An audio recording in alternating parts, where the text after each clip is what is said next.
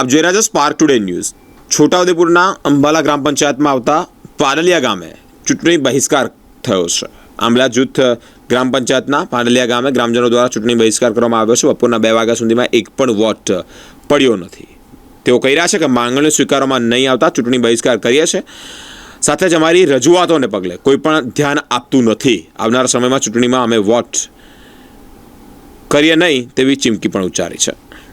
આપણે પાલડીયા પ્રાથમિક શાળાની અંદર બૂથ નંબર 3/8 અંબાલા જૂથ ગ્રામ પંચાયતની અંદર અહીં કુલ મતદાન 1040 છે અને અહીંયા હજુ સુધી સવારે 7 વાગ્યાથી લઈને અત્યાર સુધીમાં એક પણ મત આપવા માટે આવેલ નથી।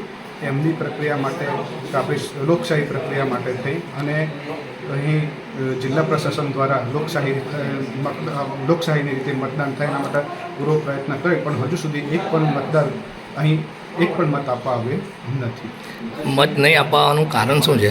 મત ના આપવાનું કારણ એના કંઈક પ્રશ્નો છે જે અહીંયા આવેલા પ્રશાસન અધિકારીઓ દ્વારા રજૂઆત કંઈક કરેલ છે।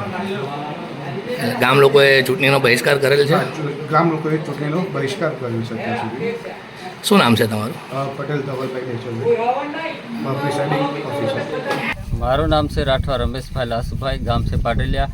અમારા ગામની અંદર જે કંઈ કાર્ય સારી રીતે નથી થતા, દાખલા તરીકે શિક્ષણમાં અને રોડમાં અને કોઈ બી કામની અંદર સારી રીતે કામ નથી થતા, એના લીધે કોઈને પણ વાત કરીએ ત્યારે કામ કરવા માટે તત્પર અમારા ગામમાં આવી નથી શકતા અને દેખતા નહીં। એના લીધે આ ચૂંટણીની અંદર જે બહિષ્કાર કર્યો છે એ બરાબર છે અને પાછળથી આ કામ નહીં થાય તો આ બહિષ્કાર ચાલુ રહેશે। મારું નામ રાઠવા બચુભાઈ અનુડિયા, ગામ પાડલિયા। સરકારી ઓફિસોમાં અમને અનેક પ્રકારની તકલીફ પડે છે। ગામમાં આવવા જવા માટે રસ્તાની અનેક મુશ્કેલીઓ થાય છે।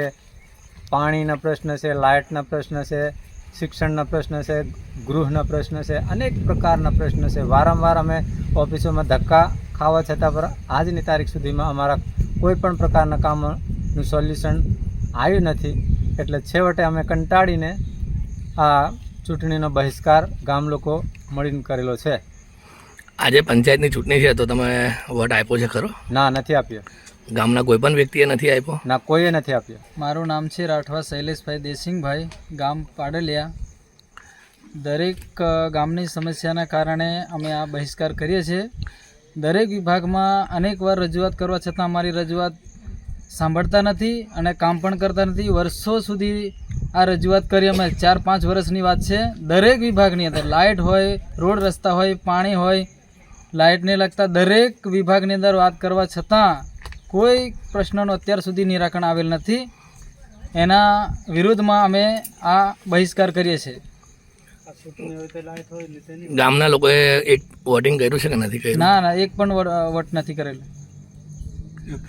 અને તમારે કામ ના થાય તો તમે ક્યાં સુધીના ચૂંટણી બહિષ્કાર કરશો? જ્યાં સુધી અમારું આ દરેક સમસ્યાનું નિરાકરણ નહીં આવે ત્યાં સુધી અમે દરેક તાલુકા પંચાયત હોય, જિલ્લા પંચાયત હોય, ધારાસભ્ય હોય, સંસદ હોય, દરેક ચૂંટણી અંદર અમે અમારું આ સમસ્યાનું નિરાકરણ નહીં આવે ત્યાં સુધી અમે બહિષ્કાર કરીશું। અમારો બહિષ્કાર ચાલુ રહેશે।